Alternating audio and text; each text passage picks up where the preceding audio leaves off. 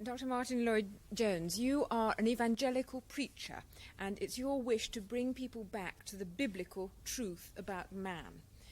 Now, in so doing, you persuade man that the modern popular idea of what man is on the wrong track. Could you specify where you think he's making mistakes? Well, it makes a mistake in that the essential biblical view of man is that he's a creature who's gone astray. In other words, I criticize the modern view of men on two grounds. One is that it makes too much of men. Secondly, that it doesn't make enough of men. It doesn't make enough of men in that it tends to regard him as just an animal. Perhaps his cerebrum has developed a little more than most animals, but still essentially an animal. And I think that's degrading men and debasing him. But then you see on the other side, they make too much of him in the sense that they believe that he's got it within himself to order himself and his society and more or less to create a perfect world. So I criticize on both those grounds. It's inconsistent, whereas the biblical view, to me, is a consistent view of men in this way, that it says that man is a creature created in the image and likeness of God, that he's not a mere animal, that he's the Lord of creation, that the image of God, such as which means his reason and his power to criticize and evaluate and to control himself, this image of God is in him, and that is man essentially. Well, then why is man as he is? Well, that is because he's rebelled against this, rebelled against God, and regards himself as a God, and he's incapable of functioning as such. The result is you've got chaos. But this is a unified view.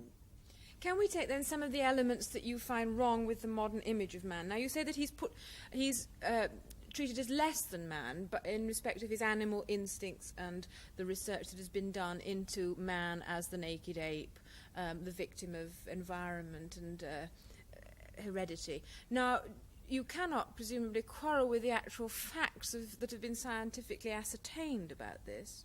Yes, I would a little bit query this scientifically ascertained. You see, so much today is asserted as fact in the realm of science, which is nothing but theory and hypothesis. This is one of the great troubles, it seems to me, today. And I'm not only skeptical about it, I tend to ridicule it for this reason, that I know in my medical training, we were told, you see, that 100 years ago they regarded the thyroid gland as a vestigial remains, no function. Well, we know now that you can't live without it. And they're still saying that about the appendix. You see, they said this about so much. This is the arrogance of modern men. Because his knowledge is limited, he makes these wild assertions that can't be proved. All I'm prepared to agree with is this, that man today is behaving like an animal. But the question is, why? You say in one of your books that the very essence of the problem is in the nature of sin. And you also say that, in fact, sin has always been part of man's nature, but sin used to be ashamed of itself, whereas today sin excuses itself. Yes. Well, yes, I don't think I've ever said that sin is an essential part of man. Man, I would say, as the Bible teaches, was originally perfect, but since man's original fall, sin has been a part of human nature. And that has been true, of course, throughout the centuries. I would say that the story of humanity is just a proof of this fact, that man is sinful now by nature. And this is bound to show itself. What you quarrel with is that the initial assumption about man today is that he's basically good, yes, but he goes astray and the blame must be put elsewhere. Now, indeed, there is some legitimacy in that point of view, in that poverty and oppression and exploitation does set many problems for man in which he doesn't always behave well. Would you not subscribe to it at all? Yes, but man, this is where we've got to start, with man as he is today. And my quarrel, you see, with the general outlook of today is this, that they begin to talk about treatment before they've established a true diagnosis. Now, I can't help putting it like this, you see. It's a very poor doctor who medicates symptoms and isn't aware of the disease that is producing the symptoms. Well, to me, the disease is this fallen, or sinful nature of men. And because that is true, none of your medication of the symptoms is going to deal with the problem. And I maintain that this is what history is teaching us, that with all our advantages today, the problem is as great as ever. What then is the nature of man's sin that you wish us to recognize? It's this. It isn't so much that he does things that are wrong and that thereby makes himself miserable. Now, I think this is an important point, if I may say so. I'm glad you asked that question. There are some people who would represent sin as a sickness and say that man is sick. There are Christians who would say this. Well, I agree that man is sick, but to me, that's not the essence of the problem. The essence of the problem is that man is a rebel, and he is sick because he's a rebel. In other words, the business of Christianity ultimately is not simply to make us feel happier or even to make us live a better life. It is to reconcile us to God. Man, you see, from this biblical standpoint, was never meant to be autonomous or self-contained. This is my quarrel with the modern view. They regard men as autonomous. He is the master of his fate, the captain of his soul. It's so obviously ridiculous because he isn't. However, this is where they start. Whereas I start by saying that man was not only not meant to be autonomous and can't act as such, but he only functions truly when he lives his life under God. The God who made him has made him in a given way and has put laws in his nature. While man doesn't respond to this essential law of his being and is quarreling with his maker, he's bound to go wrong. He's bound to be miserable, and what he does will be wrong. He'll produce chaos. And he's done so throughout the centuries. This is the whole story of the human race. But it isn't merely that he's sick. It's that his attitude towards his maker is wrong.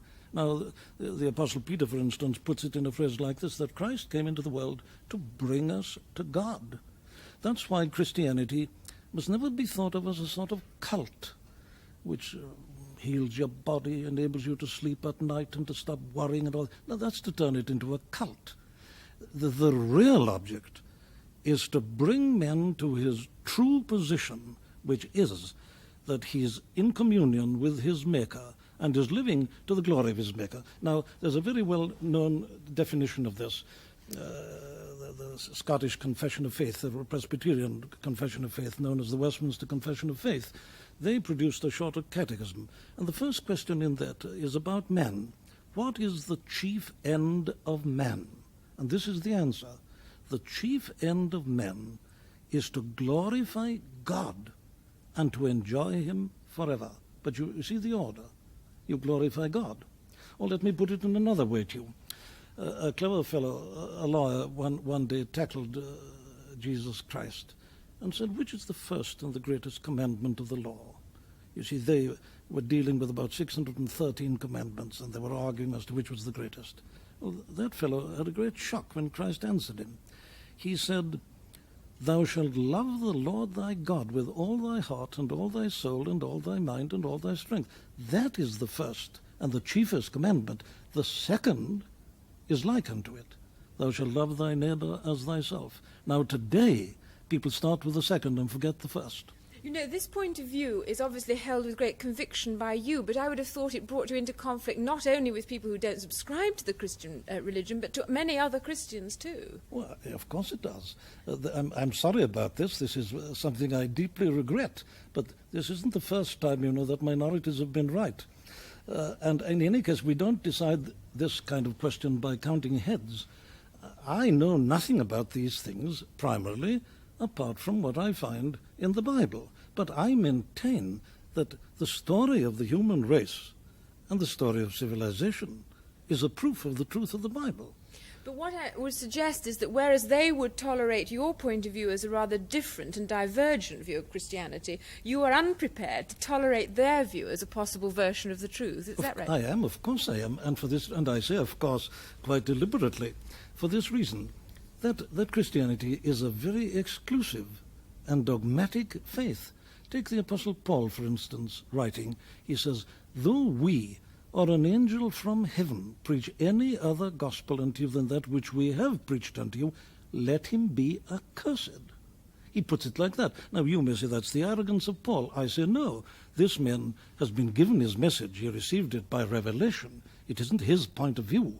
If a man asserts his own point of view or the result of his own thinking in this intolerant manner, well, he's a boor and he's not to be tolerated. He's a hopeless fellow. But when you are given truth, which you claim is truth from God, well, then you have no right to be anything but intolerant. When I find people insinuating their own theories and ideas and using the name of Christ, well, I have to protest. This is dishonest apart from anything else, in my opinion. But nonetheless, it's a highly regarded Christian virtue these days to be both charitable and tolerant of people of different views from oneself. Do you disapprove of that? Well, for the same reason, I am bound to. Christ himself said, I am the way, the truth, and the life. No man cometh unto the Father but by me. He says, all others have been thieves and robbers. So when I find the thieves and robbers being accepted into the church and their views being tolerated and praised, surely I'm bound to protest. The point is this, that Christ, I claim, is unique. You mustn't put anybody near him. You mustn't mention him in the same category as Confucius or the Buddha or Muhammad or anybody else. Why not? Well, because he is the only begotten Son of God. This isn't my theory. This is Christianity. This is what the apostles preached. They preached Jesus and the resurrection. Now, take the man like the Apostle Paul. He, as a Pharisee, resented all this. The Pharisees regarded Christ as a blasphemer. Who is this fellow? How can this man teach, never having learned himself? Who is this man who claims to be equal with God? And Saul of Tarsus persecuted the church, and he hated Christ. He says so. But then he came to see that this was the Lord of glory, and he preached nothing else. I must take you up on the social relevance of all the things you've been saying, because if the church here on earth, the church militant here on earth, has a role to play in the lives of all people, whether Christian or not. And I wonder whether the dogmatic nature of the church, as you speak of it, doesn't inhibit you from having a role in the lives of ordinary people. A lot of people would find, in a sense, it easier to reject you than someone who you would regard as a rather liberal, social-minded clergyman. Yes, precisely, and that's why the world is as it is. That's exactly the explanation. You've put it very perfectly. Now, I cannot accept the statement that the church is a social institution in your sense. A church, to me, consists of people who are truly Christian. Now then, you say, what is the relevance of this to the social conditions and the problems? Well, I would say that it is the business of individual Christians to play their part in society. And, of course, historically, this is what is most interesting. The church has had her greatest influence upon society and social conditions when she's been most evangelical. Now, this isn't, again, my theory. I can establish this. I was in Scotland last week commemorating the 400th anniversary of the death of John Knox. You read the account of the conditions in Scotland before Knox, and he's always charged with intolerance and all the things you were saying, but that man changed the life of the whole of Scotland. He introduced an educational system, he changed it morally, politically, and in every respect. The Puritans did it in this country. Cromwell, don't forget, was an evangelical Christian. And then you come on to the 18th century, you have the evangelical awakening, and Whitfield and the Wesleys. That did more to improve social conditions in this country than all the dabbling of ecclesiastics in politics. You know, and yet it's often alleged against evangelicals that they promise salvation at the end of life and don't, in fact, apply themselves to the relieving of man's lot here on earth. Now, how concerned are you with man's lot here on earth? Well, I'm very concerned, and I've always criticized that particular representation of evangelicalism. To me, it wasn't biblical. You see, the biblical view of man is that he's to function in society. For instance, Paul's teaching is that the powers that be are ordained of God, that magistrates and all are ordained by God. That God, you see, there are two elements in my position. Man fundamentally needs this gospel which can renew him and renovate him and make a new man of him. But in the meantime, he's a believer in law and order, because sin must be held within bounds. If you don't have magistrates and punishment and so on, well, you'll get chaos, and I think we are witnessing a good deal of it at the present time. But this is a part of the whole Christian position, and Christian people in the past have played their part in politics and in various other aspects of Christian life. Unfortunately, in the last 100 years or so, I agree they have been somewhat guilty of the charge that you bring against them. But a number of us, and by now I think that's more or less gone. I find today that most evangelical Christians are very much concerned about the social implications and are laying great stress upon it. Can I revert again to this matter of man having lost his sense of sin and therefore not being in a situation of being able to be saved?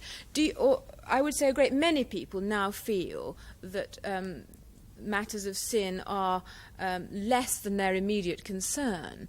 And that being so, do you see much possibility of your point of view prevailing? Well, I not only see the possibility, I actually see it happening. I find people are turning back to this. I'm travelling about the country a great deal now. I was telling you, I was in Scotland last week. I was in Glasgow on Wednesday night and preached to 2,100 people. Now, it seems to me that something's happening. I find politicians find it very difficult to get 50 people to listen to them. In other words, I believe people are beginning to realize the utter bankruptcy of most of what's been offered them, and are turning, perhaps vaguely and even wistfully, back in the direction of this great authoritative message of the New Testament, which I maintain is only represented by the evangelical standpoint. And we've got to bring them to an awareness of this. Of course they're ignorant, but that's the business of preaching. But isn't this need for an authoritative line, whatever it might be, in conflict with the other trend in man's development, which is for self-expression, fulfillment, self-realization, which you actually disapprove of? Well, yes, of course I do, because man as he is, you see, the more he expresses himself, the worse things become. You see, if each man is autonomous and is to express himself or herself, you're bound to get conflict, aren't you? If each one of us is a god, and I do what I think is right, well, you think differently, well, there's a clash immediately, and you get chaos. You see, we must, both of us and all others, submit ourselves to God. We've got an authority outside ourselves, and we have a motive and a reason and a purpose. You see, when people deny this, you must get chaos, and you've got it. This is the tragedy. And so my business is to call people back to this. You've got, first of all, to show them why things are as they are. They've got to be clear about this. There's no hope until they are. Now, I know there are people going around today and saying, Jesus loves you and so on.